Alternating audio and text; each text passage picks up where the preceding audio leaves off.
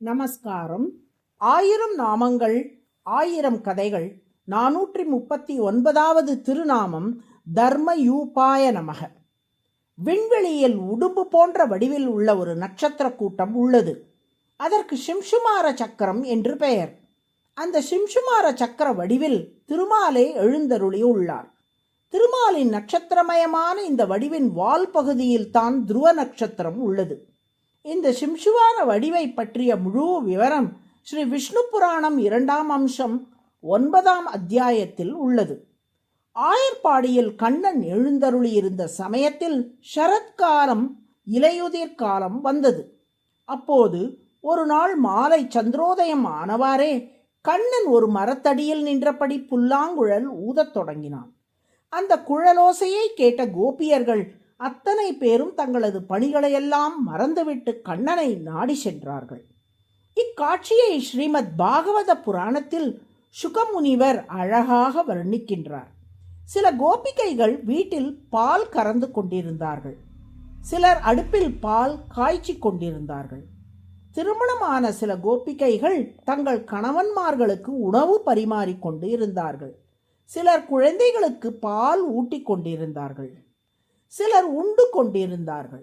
சிலர் நீராடி கொண்டிருந்தார்கள். சிலர் கண்களுக்கு மையிட்டு கொண்டிருந்தார்கள்.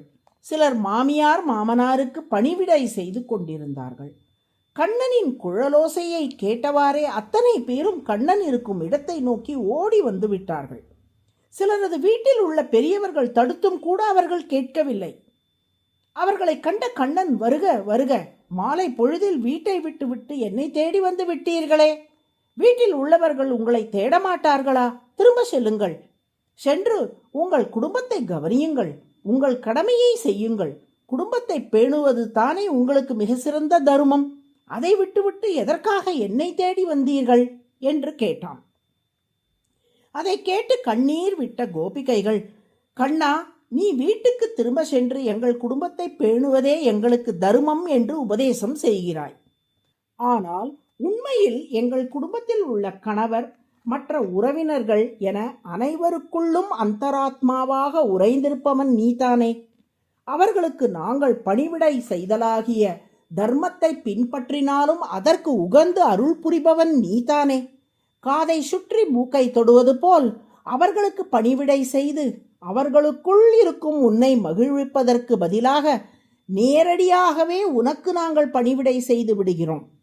உன் திருவடிகளால் எங்களை தீண்டி உன் திருக்கரங்களை எங்கள் மேல் வைத்து எங்களது தாபத்தை தணித்து அருள் புரிய வேண்டும் என்று பிரார்த்தித்தார்கள்.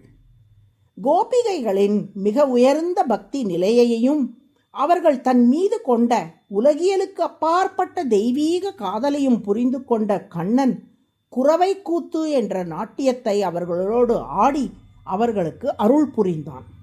ஆழ்ந்த வேதாந்த கருத்துக்களை உணர்த்தும் இக்குரவை கூத்தை நாம் உலகியல் கண்ணோட்டத்தில் பார்ப்பது தவறாகும்.